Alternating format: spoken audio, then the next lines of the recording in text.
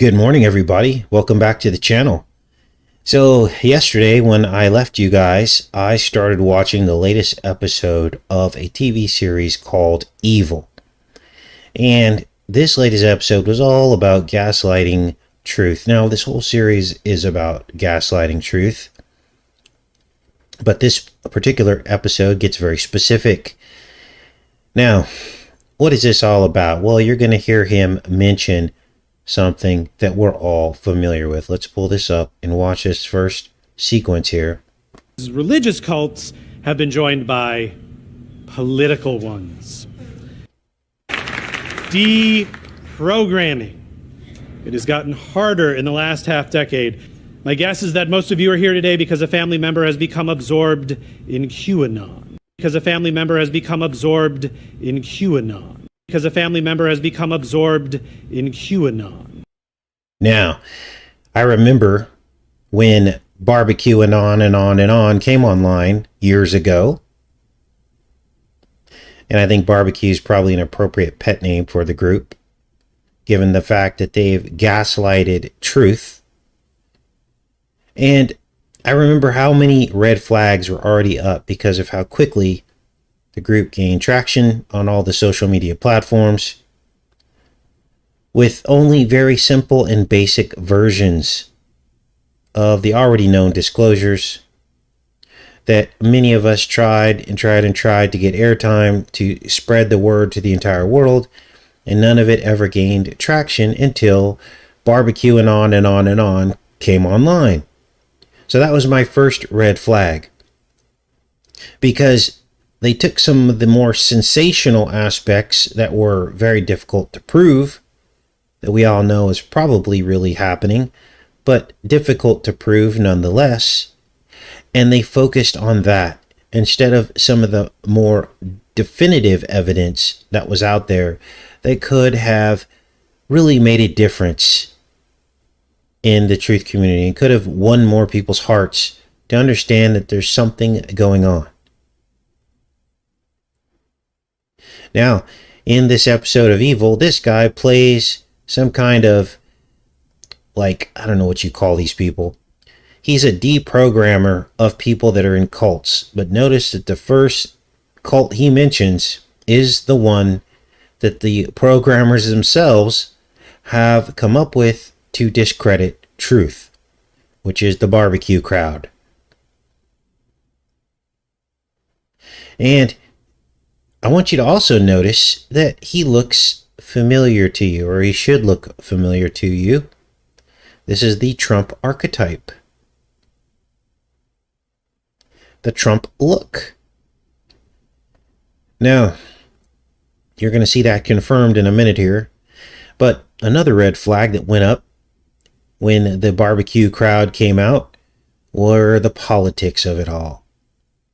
The politics that was weaponized for only one side of the paradigm, which was the right.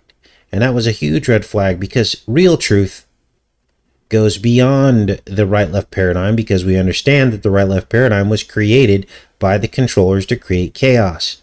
So if you have someone claiming to know the truth, but still choosing a side, then you know it's not the truth. And at the end of the day, truth should resonate with both sides of the aisle. There should be something relatable to both sides, that they understand the deception. Whether or not they choose to understand it or believe it, that's on them.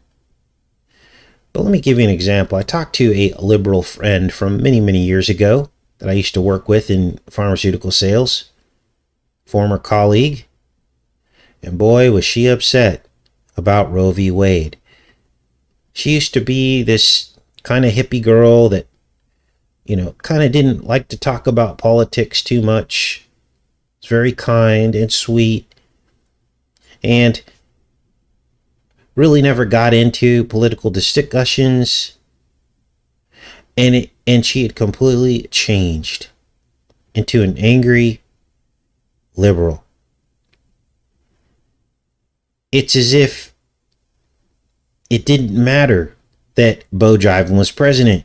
You'd think liberals would be really happy right now, wouldn't you? But they're not. I mean, the anger in her voice was palpable. Now, we talked for a bit. I told her I don't vote. I hadn't in many years, and that seemed to upset her. Even as I was conceding to her that there is no such thing as right and left. And because in my years that I knew her, I was very right-leaning in terms of I voted and everything, and she didn't like that back then, but she didn't say much about it. And so when I told her I didn't vote, she was more upset about that than me being right-leaning from those years past. Now, I said to her, how about that warmongering Bo Jivin, who didn't stand up against the Supreme Court and acted just like Bush on the climate agenda?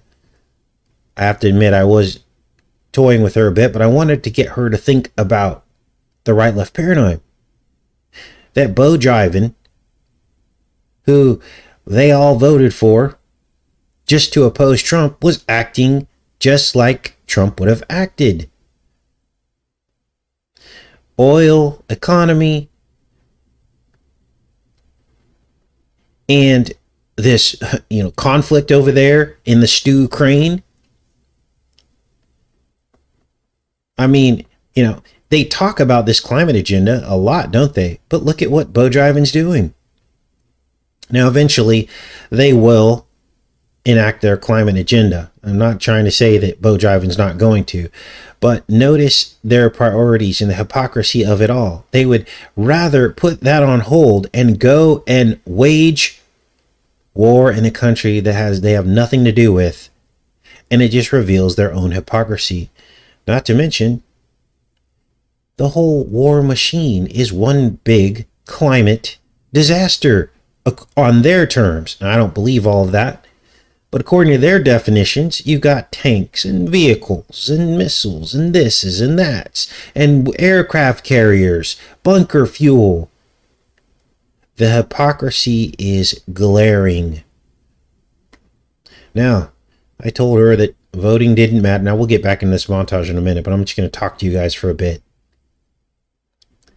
I told her voting didn't matter and that both sides have failed us.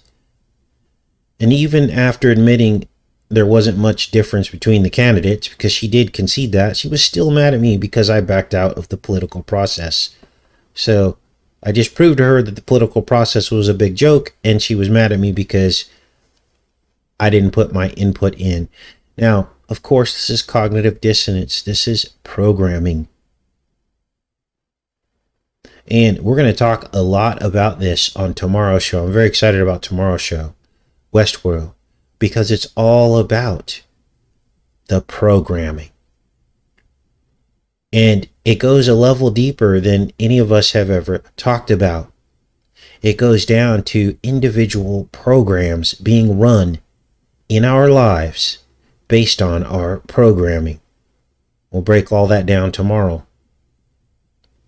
But I think back to Barbecue Club, and I see the hypocrisy just as clearly. You see, truth was already in the trenches, even years before I came on the scene. I came on the scene about 2012, but truth had already been firmly established long even before YouTube. People were writing books. But one thing that changed when YouTube hit the scene was mainstream truth. Mainstream truth in the form of A. Jones, AJ, you know what I'm talking about? And many of us saw how badly that damaged the truth community. We also saw other forms of mainstream truth arise. Some of them started out with good intentions, but then were co-opted quickly by the machine itself, steered in a different direction that would then derail it. Everybody remembers the Nobody Ever Died Club, which heavily damaged the truth community. It became a joke and memes, and they made comedy out of something that was not very palpable to the people who saw the evidence. It was stomach turning for them. And that was all done on purpose. And that's why it was given steam. That's why it was given energy on this platform. It was a honey trap. Those channels went viral, millions and millions of subscribers, millions of views, so that people could see the insensitivity and be turned off by it. The Nobody Ever Died Club. Where are those channels now? Nowhere to be seen, are they? Why? Because they weaponized that to then censor us, didn't they? You see, there are rules to censorship. You can have opinions and thoughts. But if you start saying this is beyond the shadow of the fact of a doubt, that you know this for sure or that for sure, or this is a fact or that's a fact, that's where they get you. And that's when the fact checkers come out, don't they? So all you got to do is tweak the format. You can still get the message out, but tweak the format. But instead, they were rewarded for saying nobody ever dies ever. It's all just fake. And when you say that, you let the people off the hook who are perpetrating real crimes. Because under the NDAA Act, they're allowed to push propaganda and things that aren't real. So if you're saying nothing ever happens and no crimes are ever committed, then you're letting them off the hook. It's one of the most sinister forms of gaslighting I think I've ever discovered. That's why those channels were given free reign for a time. Now, both mainstream truth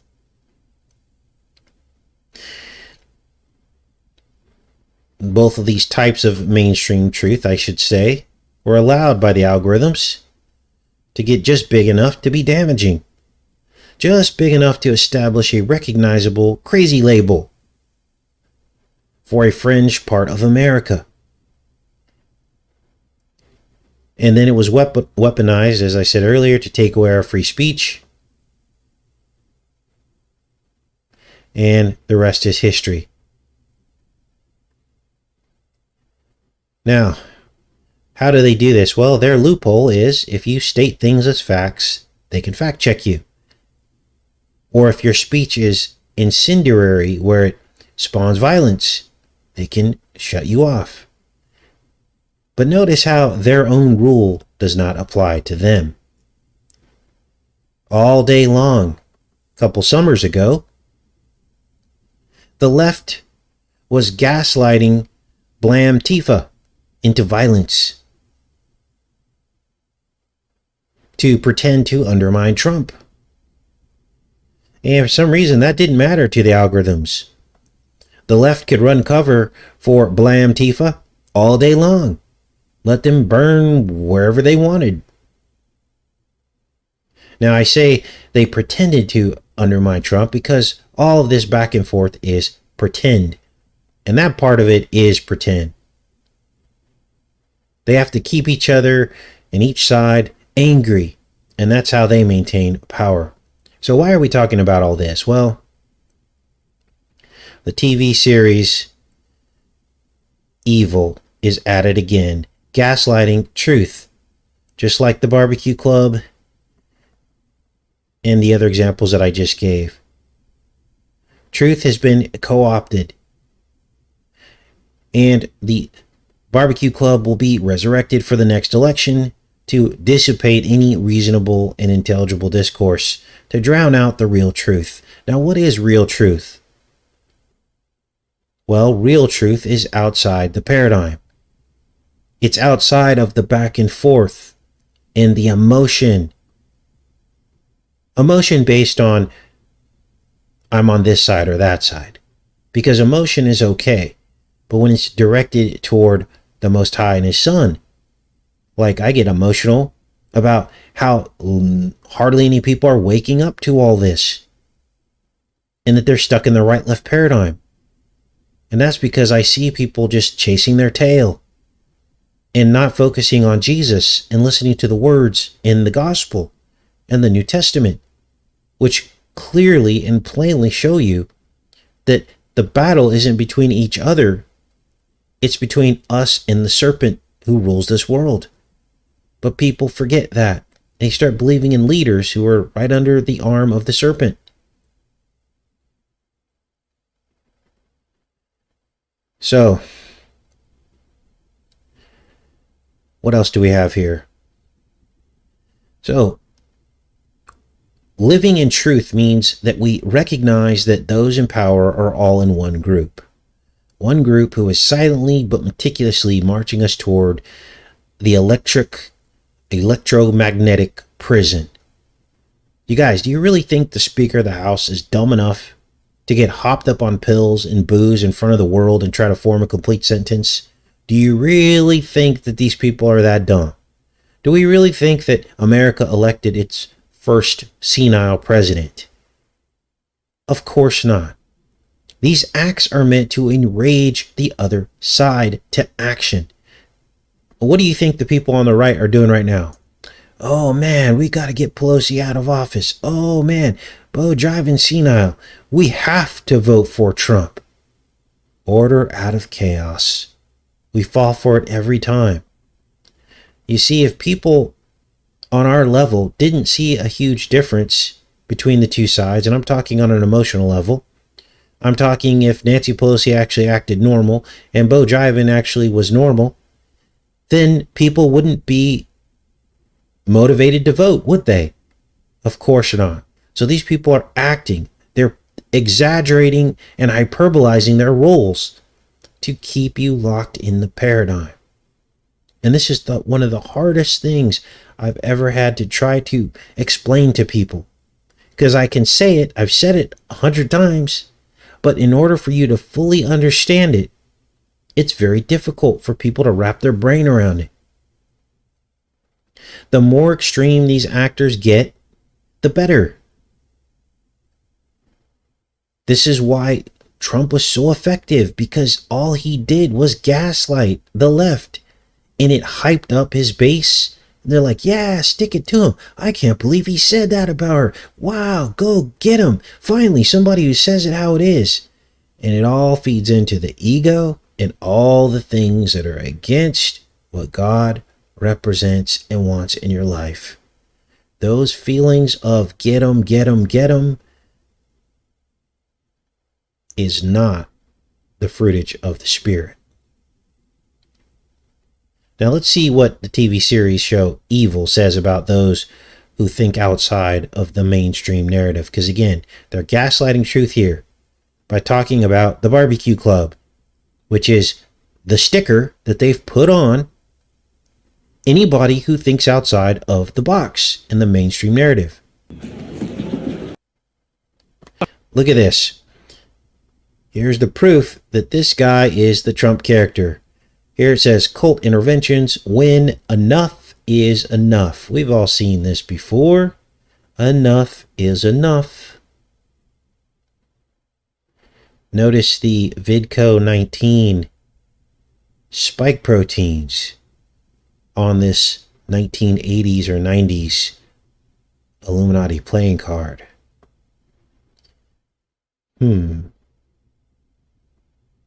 Interesting. Let's keep watching this here. Father Acosta. Very interesting talk, Doctor.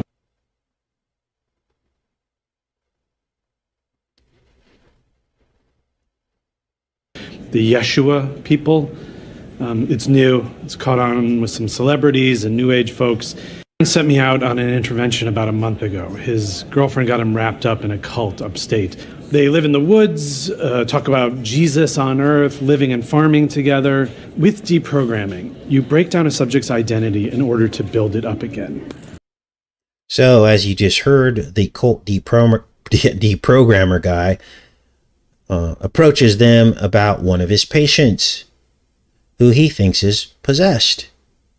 Now, I'm not going to show you that part, of course, but the trail leads the investigators to a place called the Yeshua cult. Of course, this is gaslighting the Son of God. But they're going to go to this cult and find out how this guy got possessed. So the people of Yeshua, a land with no locks, they're having sunrise services tomorrow morning, and the public is welcome. Lily. People of Yeshua, poi, which is goy. Notice all the acrinodrome pink. Breathe in.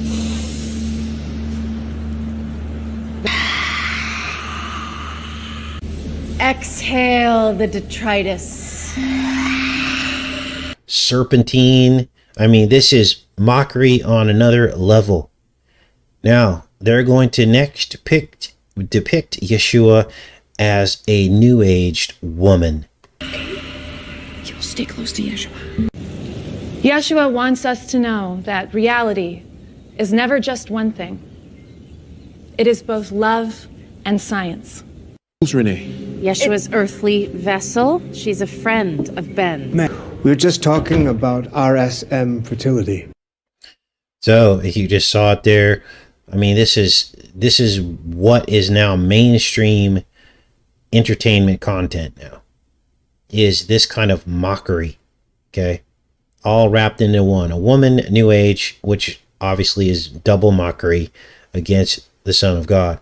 Now, it's important for you to see this because you'll see how other people are being programmed against us. So you can understand when you get negative feedback or energy from people.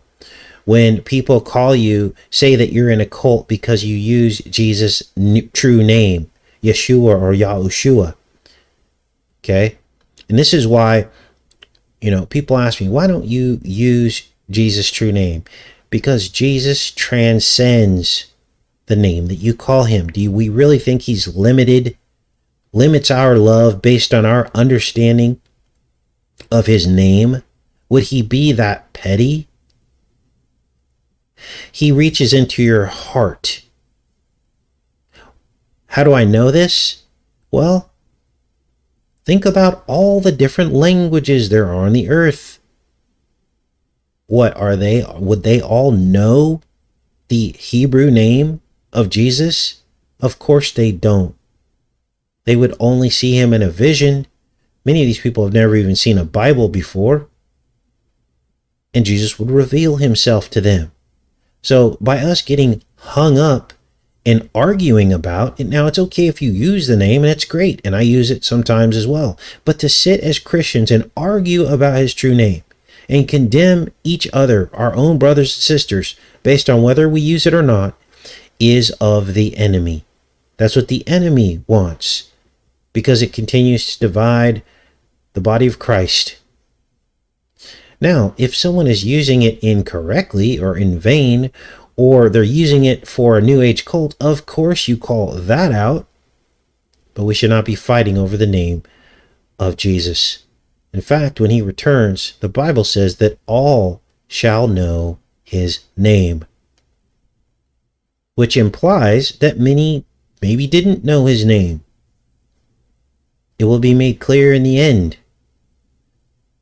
So, understand that Jesus speaks to your heart, and all the people that prayed to Jesus, called out to him throughout the millennia, because that's what they understood his name to be, their prayers were answered too. And Jesus recognized them. He wouldn't simply not listen to them because they were using the incorrect name. So, let's get into the next part of this plot as this episode takes a twist. Because Kristen, which is this woman over here, you'll see her in a second, realizes that her daughter was born from a satanic embryo from a fertility clinic. And that her child named Lexi is being groomed to basically be the Antichrist. Watch. And the sigil map. This sigil here, that is the one your daughter is being groomed for. He is intent on putting your daughter on a demonic throne above the destroyed world. I'm sorry, what? It is a key sigil. Many rely on it as a leader. It matters more to us than 20 of the others. Guilt. Now, is there some truth to this? Well, I truly believe that the Antichrist will be a genetically modified human of some kind, maybe part fallen angel, probably born synthetically on some level. So yes, I believe there is some truth to this. Now, let's get into this next part. Let me make sure you guys are with me, and then we'll get into this next part as we start to wind up the show here on the TV series Evil. Now, I keep repeating that because a lot of people ask me, what show is this from? And so rather than me putting that in the comments over and over again, I'll simply just keep repeating it during the show so people will know exactly what we're looking at here. Now, let's keep watching this because this next character, his name is Ben. And he's seduced by the Yeshua cult leader, the lady that you just saw earlier, into a guilt ritual, which of course is more mockery to make us all look crazy. Let's watch this and I'll give you my thoughts on it. Guilt. Guilt. Guilt. Okay, all right. Okay, everybody. Guilt. Hey, guys. So, why is this mockery? Well, obviously, this is a scene out of Midsommar, right? And they actually say that in the script here. I didn't include that part, but he says, wow, what are you going to take me into a Midsommar room? Now, we did a decode on Midsommar. I think I did it with KJ from Scariest Movie Ever. We did like a group decode on that. And so if you haven't seen that, maybe I'll re-upload it or something. But that was a very dark film. I don't know if that's something we need to rehash again. But if you're interested, it is up on, I think, this channel here. But anyway, this is all mockery of our faith. Okay, why? Because the Bible says we are all guilty of sin without Christ. We're born into sin. And this is true. But there's a salvation plan through belief in Him, isn't there? Now, some people don't like that. Oh, why should we have to believe in your God to be saved? Well, that's just the way it is. He's the Son of God. He's the creator of the universe. You know, I mean, if you figure that out and you realize that, then you follow the salvation plan. It's the people who are defiant against that, who don't want to submit. Because the alternative is ego and self, isn't it? Which almost inevitably always leads to destruction. Because this world rewards aggression. It rewards good looks, image. It rewards wealth. And it rewards hurting other people to get what you want. We've seen it over and over again. We see it play out over and over again in the news media. People hurting other people to get what they want, stepping on other people, competing with each other to get what they want, to be famous and popular and wealthy. And all those things are opposite of what Jesus represents. So, I'd rather wake up every day feeling a little guilty about my sins rather than how I'm going to screw somebody over today. I don't know about you guys. I guess people are wired differently. But it's always good to be a little self-critical, isn't it? So, here come the hyperboles. They basically sacrifice a goat for their sins. And then this guy's Ben's covered in goat blood as he becomes the scapegoat. He walks out of the cult ceremony covered in blood. All right. Okay, everybody. Hey, guys. What happened? They killed a goat and they poured his blood over me. Why? Religion. This religious cult. So, what is this about? Obviously, this is a throwback to the Old Testament because God had a specific testament, or not testament, but a specific covenant with a specific people who were elevated in the biblical timeline, right? To carry out a specific purpose. Look at the ancient Israelites as like the disciples. They had a higher calling. They were the seed line of the Lion of the tribe of Judah. They were the seed line of Christ to come. It was like Terminator. And the enemy knew it. And he was hot on the heels of the Israelites, trying to wipe them out. So Jesus could not be born. Now, for those that don't know, the ancient Israelite camps were laid out in the shape of a cross. They knew Jesus was coming. In fact, they were the ones who carried out the first Passover for their sins. The lamb, the blood on the doorposts, the same Passover that Jesus would continue. Of course, the enemy knew. And this is why he was trying to wipe them out. Now, I'm not trying to explain things for God, but if people just read their Bible, they would understand all of this. That because of this specific mission and this specific, thing that the Israelites were there to do, they had tough rules. They had to atone for their sins in anticipation for the final atonement of sins, which was Jesus. Would Jesus' sacrifice have been as important if the Israelites weren't already making sacrifices for their sins? In other words, Jesus put an exclamation point on it. People ask, Casey, he was crucified on a tree.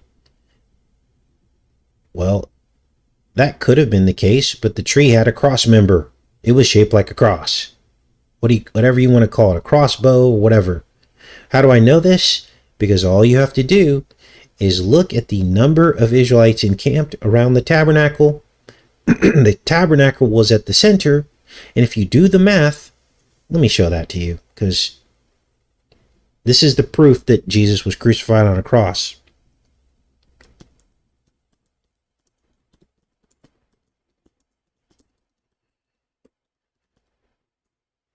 Israelite armies around the tabernacle. It's simple math.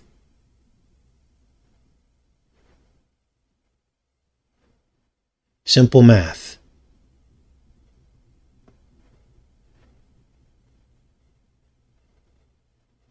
By the numbers, you see that it forms a cross around the tabernacle.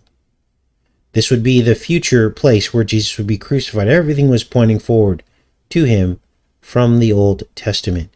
He was here in Judah. He was the Lion of the tribe of Judah, of the 74,600. Now, modern day real, we'll call it, is not the same as these ancient reals. Okay? That's the word I'm saying right here. Not the same. So I do not support what is happening now with that whole thing. Just to be clear. Because that's different, I believe. So,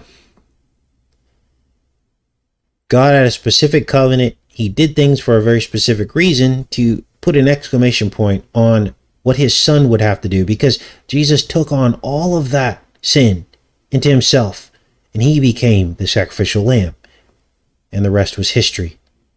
So, notice how they gaslight that whole concept in these final scenes of this episode by basically hyperbolizing this. A guy covered with goat's blood. Obviously, this is going to turn off even some of the most faithful Christians. Will look at this and scratch their head and go, wow, God asked the Israelites to do this. This is what the enemy wants, to put a question mark in your mind. This is why we have to do these decodes, to help people understand how the enemy is working constantly to chip away at your faith and putting ideas in the heads of people who normally would have been on the fence maybe about their faith or considering believing in God, and they watch something like this and they go the complete opposite direction. So this was a very crazy series. I do not recommend watching this series in its entirety unless you have the very, very thick armor of God and you're a soldier for God in fighting the enemy, because that's about the only redeeming quality of the series, is to fight the enemy and help to decode this stuff for the masses. But if you're not that, I would not recommend this series. Now, tomorrow I have a special show on the latest episode of Westworld, in which there is full EMF. We're going to start calling it G5 instead of the other word, G5 tower disclosure. It goes off the rails as the characters begin to wake up from their matrix. And it's really, they're talking about all of us waking up from this sleep, waking up from this dream, realizing that something is not right. So that will be tomorrow's show. Let me go in the chat for a little bit, see what you guys are up to. Yeah, most of you don't even watch TV anymore. And I wouldn't be watching it either if there weren't so many people still watching it that need to wake up. Because if they see one of these decodes, they're going to be able to wake up, aren't they?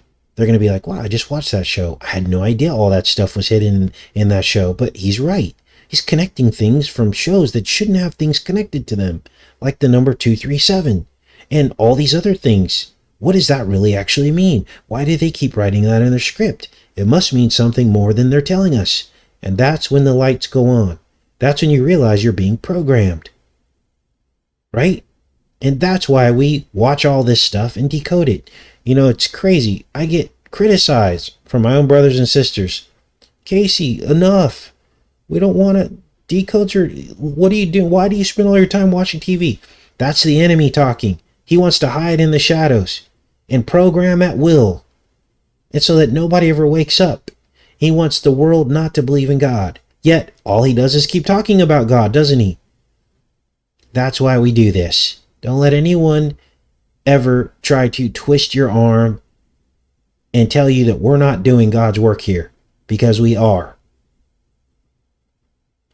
A lot of people, and I'm not criticizing other parts of the body of Christ, but they stay stuck in one gear.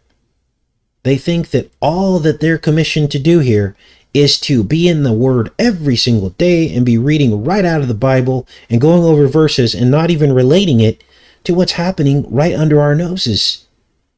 And the very people in their pews are watching all these television programs and being programmed right to the enemy, undoing anything good that they're doing by opening the Bible.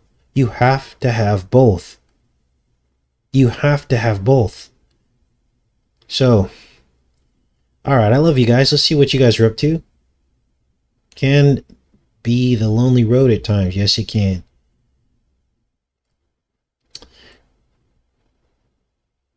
Know thy enemy. Absolutely. Now, if all we did was expose the enemy and not relate the Bible back into it, then I could say some people might have a point. But the whole point of this is to relate it back to the Bible, as we did in today's show. Showed you the layout of the encampment of the Israelites. I showed you how they were gaslighting God and the Bible and his son. So all of this is all about the Bible. All right. Hello, Georgie. The path is narrow. Absolutely. It's all distraction. Yes, entertainment media is distraction and programming. It's actually the most effective form of programming that the enemy uses, because he entertains people. He makes us bored in our lives, right? With our 9-to-5 jobs. And then he goes, okay, now I'll give them entertainment. And through the entertainment, he programs you to create chaos. Now we're going to go over some programming loops tomorrow that are happening in probably somebody in your life that is close to you. You may have even gone through one of these programming loops. I'm going to explain it in detail from start to finish. An algorithm being run in your life or someone that you love's life that keeps running over and over and over again. It's a program.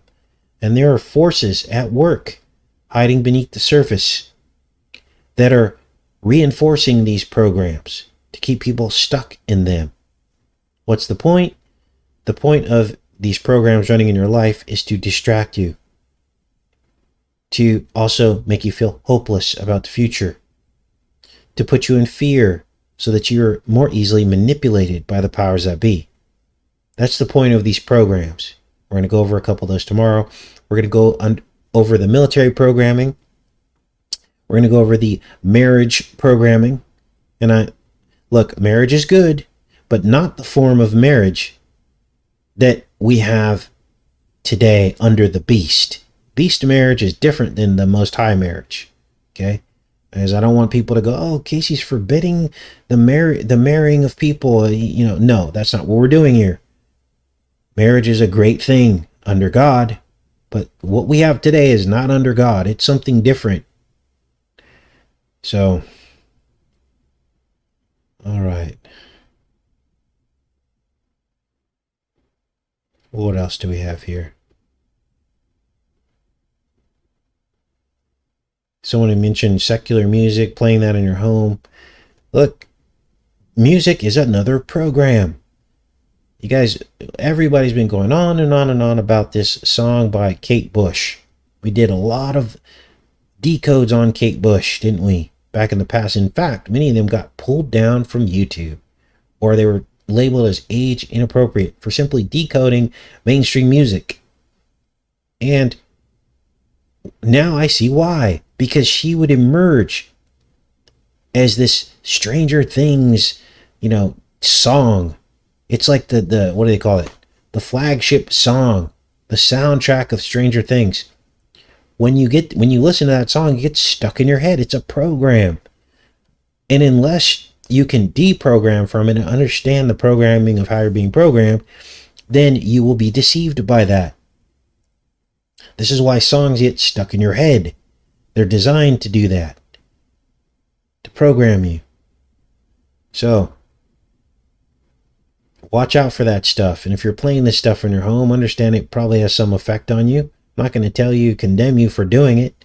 Obviously, we're watching secular TV shows, but it's all about the intent. What are you doing with it? Are you trying to expose it? Or are you reveling in it and believing the messaging inside of it? That's what it's about. Now, Kate Bush has a long history of evil right on its face. Music videos of people dancing around, smashing raw fruit with their feet, which dovetailed into another completely separate music video of the devil dancing on the skulls of people. So, here we are, this woman who's basically a self-promoted witch, I guess you could call. I think she admits she is like a white witch or something. Now becoming the soundtrack of Stranger Things, a children's movie or TV series. Welcome to Backwards World. Welcome to Backwards World. Can you go over the banking system? Well, it's not one of my fortes. A lot of people out there with really good work on the banking system. The currency, it's all about the water. So they're just open now with satanic themes. Absolutely quiet observer. Right into your conscious mind.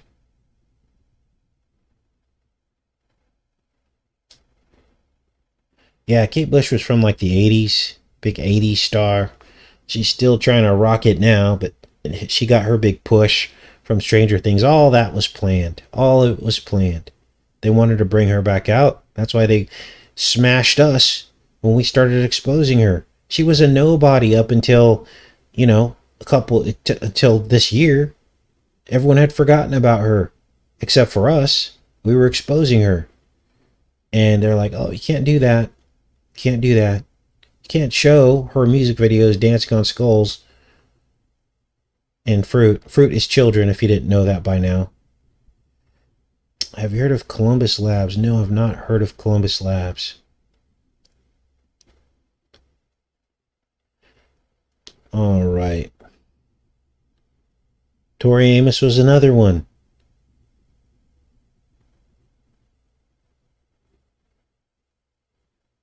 They're good at what they do. Yep, they are effective. Can't take that away from them. But God is greater. But it's about exposing this stuff, exposing darkness. If darkness is allowed to sit in obscurity and no one really understands, then darkness wins. God relies on us to expose the enemy. Yes, Metallica's song they also played in Stranger Things. Young people are picking that back up again. And these people work with these popular TV shows. They cut deals to reignite their careers and their sales, because it's all about money. Think about how much money Kate Bush is making right now. People are buying her tracks, probably buying up all the music they can of her, thinking there's another hit out there or something that makes them feel good. That's what's going on right now. This is how much power the enemy has in this reality. But God always wins. He will win. He's already won. Yes, the fruit of the womb, warrior for truth. All right.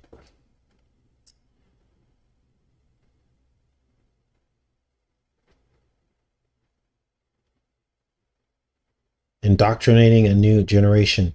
And they just keep recycling the stuff. You know, if they had someone that was effective in past generations at, deceiving people, they'll sometimes brush those people off, dust them off, and parade them right back out. This is what they do. So, all right, you guys, we'll be back on here tomorrow with Westworld. But let me give you a sneak peek. This is crazy. Actually, I think I pulled that down. You can see the thumbnail for tomorrow's show. That says it all right there. The tower is the serpent, hiding in plain sight. Now, brother, I think his name was Joe, was the one that discovered that the serpent next to the tower in Westworld looks almost identical. So I got to give credit to where credit is due. And we'll discuss all that tomorrow. I love each and every one of you. Take care and be saved if you haven't already. Have a great day.